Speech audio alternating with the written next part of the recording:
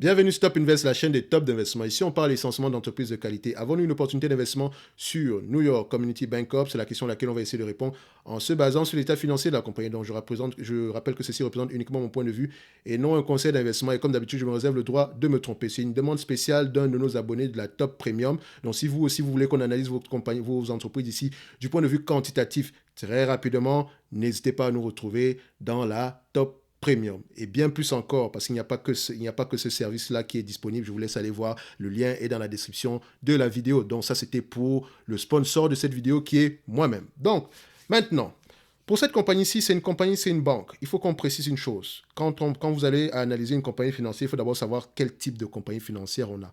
Ici, on a ce qu'on appelle généralement les thrift. Donc c'est, comment on appelle ça? C'est des entreprises qui collectent l'épargne et qui sont chargées de prêter cette épargne essentiellement dans un secteur d'activité particulier, à savoir l'immobilier résidentiel. Donc, c'est une entreprise qui va dans, dont la survie dépend généralement de la bonne santé. D'accord? Donc, la performance dépend également de la bonne santé du secteur immobilier. Faites très attention. OK? Mais elle s'analyse comme une banque, normalement. OK? Donc, premièrement, comme je regarde ici, comme d'habitude, je regarde la tendance des revenus. Je vois ici que nous avons des revenus à peu près, disons, stables. D'accord? On a des revenus stables. Toujours aller vérifier. Est-ce qu'on n'est pas en train de faire une acquisition présentement? Donc, les analystes attendent à peu près à des revenus de combien la partie de l'année prochaine? On est à peu près, cette année-ci, on a à peu près 2 milliards 700. Donc, là, il y a une acquisition qui est présentement en cours. Ça, je sais. Soit l'acquisition a été bouclée, soit l'acquisition est en cours. Donc, ici, cash acquisition, ici, on vérifie sur les 12 derniers mois. Non, mais il y a une acquisition qui est en cours sur cette compagnie-ci. Ça, je suis sûr que c'est le cas. Je l'ai lu à peu près ici rapidement. Donc, on a à peu près 2 milliards 300 ici. Donc, 2 milliards 300, c'est ce qui est attendu en termes de revenus. OK. Donc, on sait déjà ici que le revenu actuel, ce n'est pas ce qu'on aura sur les 12 prochains mois. Et ici, ici, nous avons jusqu'à la période du mois de septembre 2022. Donc, faites attention, il manque 3 mois ici. Donc, maintenant, vu que c'est une compagnie bancaire, on sait également que pour les compagnies bancaires, on les analyse très, très facilement, très rapidement. Mais il faut toujours aller regarder. Il y a quelques éléments qu'on doit regarder. Le Core Tier 1 Ratio. Donc, c'est-à-dire que le pourcentage d'actifs liquides sur la totalité des actifs de la banque ici aujourd'hui, nous voulons quelque chose situé aux alentours de 10% en montant. C'est la loi, d'accord? C'est une règle, d'accord? Donc, si vous avez ce genre de ratio-ci inférieur à 10%, ça veut dire que l'entreprise n'est pas en conformité avec le règlement. OK? Donc, on veut quelque chose de 10 à 10% et plus. OK? Donc, ici, voilà, on flirte avec les 10%, mais également, vous pouvez constater ici que voilà, c'est une pente ici qui est descendante. Donc, faites attention. Pourquoi? C'est la question qu'on doit se poser. Donc, c'est correct. Maintenant, le return on equity. OK? Return on equity ici. Donc, ici, on recherche également quelque chose qui est situé à 10% et plus. OK? Mais également, il faut les comparer par rapport au secteur d'activité. Ici, ce n'est pas quelque chose de réglementaire, d'accord? Donc, ce n'est pas la loi, mais ce qu'il faut rechercher pour ce genre d'entreprise ici, parce que ces gens ont des PER très, très bas. Donc, ici, on veut un return on equity ici également. Le return on equity fait parfois référence ici au retour sur capitaux ici investis. Donc, parce que c'est une compagnie bancaire, donc elle fait essentiellement de l'argent avec de l'argent, donc ses actifs sont généralement très liquides. Donc, nous recherchons quelque chose idéalement à 10% et plus. On constate que cette entreprise-ci a du mal à être à 10% et plus. D'accord? Elle est généralement à des niveaux de voilà, 8%, etc. Comme je vous l'ai dit, il faut également comparer ça avec ce qui est dans le secteur. D'accord? Si vous voulez retrouver à peu près les mêmes les entreprises qui exercent dans ce secteur d'activité, n'hésitez pas à utiliser Coifin. D'accord? Vous faites le screener ici et vous screenez par industrie. D'accord? Vous allez pouvoir retrouver à peu près les concurrents aux États-Unis. D'accord? Parce que c'est une compagnie américaine. Pour le moment, je dirais c'est correct. D'accord? C'est correct. Donc, c'est pas pire. Mais voilà, j'aurais bien aimé avoir 10% ici. Mais bon, maintenant, en termes de net income, je veux voir à peu près si des net income qui sont stables ou croissants. Donc, je rappelle que il est facile de dire ici que oui, ben, vu que c'est une compagnie bancaire, elle va gagner de l'argent avec l'augmentation des taux d'intérêt, blablabla. C'est toujours une arme à double tranchant, comme je le mentionne toujours.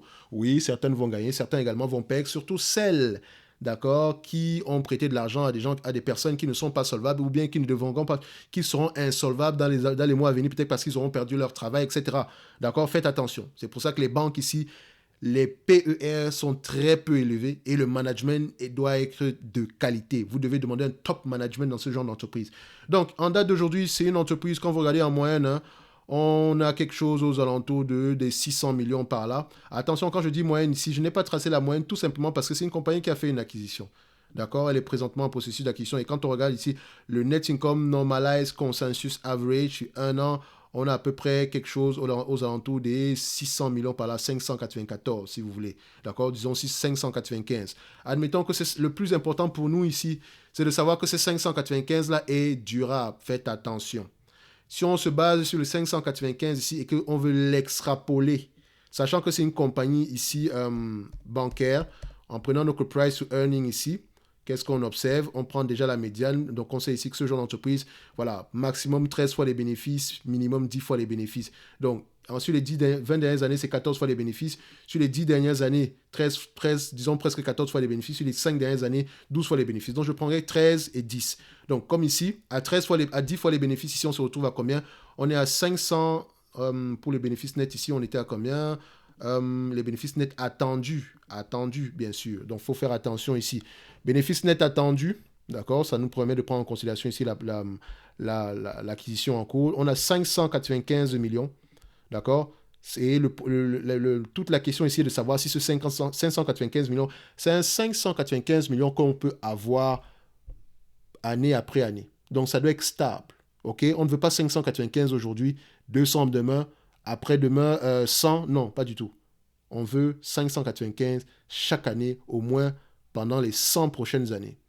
D'accord? Je sais que vous ne serez plus là dans 100 ans, heureusement ou malheureusement, comme vous voulez. Devez savoir que il faut donc, pour savoir si une entreprise a les reins solides pour exister sur les 100, pour être présente les 100 prochaines années, il faut déjà voir quel est son business model en date d'aujourd'hui, d'accord, et d'où est-ce qu'elle vient, d'accord, elle a été fondée en quelle année, comment est-ce qu'elle s'est transformée avec le temps, etc., d'accord. 595, je prends ça 10 fois les bénéfices ici, on arrive à peu près à 5 950 divisé par le nombre d'actions. Nous avons combien d'actions en date d'aujourd'hui? Nous avons à peu près aux alentours de 466 millions d'actions. Donc, divisé par 466, on arrive à une valorisation aux alentours de 12,76 $. OK? Donc, à 10 fois les bénéfices, on est à 12,76 $. OK? À 13 fois les bénéfices, on sera à combien? Donc, vu ici que le 13 fois, est-ce que je dois prendre en considération la dette ici? Est-ce qu'on a une dette ici au niveau de la banque? Attention, il faut faire attention aux agrégateurs par rapport aux banques, parce qu'elles auront tendance à vous donner ici des informations. La banque, c'est 12, on a une dette nette de 12 milliards ici. Pourtant, si vous allez regarder, on a peut-être une dette moins élevée que ça. Donc, il faut faire attention. Donc, c'est pour ça ici que je vais prendre en considération uniquement le 10 fois les bénéfices, d'accord? Parce que mon obligation ici, si je l'analyse à 13 fois les bénéfices, je serai obligé de prendre la dette, d'accord? Si je prends en considération la dette, il faut que je sache à peu près quel est le niveau d'endettement réel ici. Ça, c'est un exercice que vous pouvez faire de toutes les façons. OK? Donc, ça, c'est la première alternative. D'accord? On peut se dire ici que l'entreprise est, disons, légèrement sous-évaluée. Mais encore, vu que c'est une compagnie bancaire, il faut l'évaluer par rapport à ses actifs tangibles par action. D'accord? Et idéalement, on aimerait l'acheter à un prix qui est inférieur ou égal à ses actifs tangibles par action. Actuellement, nous avons des actifs tangibles par action de combien? Nous avons des actifs tangibles par action de 8,19 $. OK? C'est 8,19 $, c'est-à-dire qu'en date d'aujourd'hui, vous achetez l'entreprise presque à la valeur de ses actifs tangibles par action. Et ils ont tendance à augmenter. On sort à peu près d'un plus haut à 8 $ ici. Actuellement, on a 8,19 $, donc on est légèrement aux alentours de ses actifs tangibles par action. Quand on regarde également le passé ici, l'entreprise s'échange généralement à combien de fois les actifs tangibles par action? Donc, on prend la médiane. Qu'est-ce qu'on observe? Ici, en médiane, on est à 2 fois les actifs tangibles par action. Personnellement, moi, je veux l'acheter à 1 fois les actifs tangibles par action. C'est ce qui m'intéresse. Donc, je dirais qu'en date d'aujourd'hui, voilà, l'entreprise est, je dirais, correctement évaluée. On va le dire comme ça. Ce n'est pas une grosse différence. C'est 1 $ ici. On ne va pas chipoter sur les chiffres ici, surtout qu'on a également l'augmentation de cet actif tangible par action-là. Donc, on va se dire ici que l'entreprise est correctement évaluée. D'accord? Au prix actuel, ça peut être intéressant. C'est juste, voilà, c'est juste correct. En termes de dividendes, en date d'aujourd'hui, on a à peu près 7,16%. La question qu'il faut se poser maintenant, c'est au niveau de la dette. Est-ce que la dette de 12 milliards ici, c'est une dette véridique ou bien c'est une dette qui prend en considération certains éléments qui ne devraient pas être pris en considération au niveau du calcul de la dette? OK? Donc, tout ce que je peux constater en date d'aujourd'hui, c'est que le dividende en lui-même, il est safe par rapport à ce qu'on rapporte par an, vu que je l'ai étudié ici à 10 fois les bénéfices. Techniquement, à 10 fois les bénéfices, c'est 10% de rendement. Et 10% de rendement, c'est à partir de 12. Il faut que l'entreprise va valoir 12,76 $ à l'action. Or, en date d'aujourd'hui, si je calcule bien le 595 ici, d'accord? 595 divisé par la capitalisation boursière actuelle qui est de 6 milliards 470, nous aurons à peu près aux alentours de 9,19%. Donc, on peut se dire ici que l'entreprise est correctement évaluée. Il y a quelque chose qui est bizarre sur cette compagnie. Attendez, la capitalisation boursière est de 6 milliards 470. OK. Donc, je constate ici qu'on a à peu près, oui. Normalement, vu que j'ai évalué l'entreprise, ici la capitalisation boursière c'est 9% de rendement, ça doit être exactement, ça doit être 9% de rendement. Donc, on devrait être aux alentours ici de ce fameux 10 milliards là. De toutes les façons, euh, alors, je pense que cette compagnie est correctement évaluée, mais ça méritait également un approfondissement au niveau des rapports financiers. Je pense qu'il y a il doit y avoir quelque chose qui ne fonctionne pas ici au niveau de la capitalisation boursière, parce que je m'attendrais à une capitalisation boursière qui serait à peu près l'équivalent du 5 milliards 950 qu'on avait ici quand on multipliait par 10 fois les bénéfices. Or, 5 milliards 950 divisé par le nombre d'actions, on tombe à 12,76 $. Or, 12,76 $ ici à 5 milliards 950, vous constatez qu'on est à 6 milliards 400 ici et on n'est qu'à 9,50 $. Il y a quelque chose qui ne marche pas. Soit on a un nombre d'actions qui est plus élevé et qui n'a pas encore été pris en considération ici, soit il y a quelque chose qu'on devrait aller vérifier en supplément. Mais je pense que c'est peut-être au niveau du nombre d'actions ici.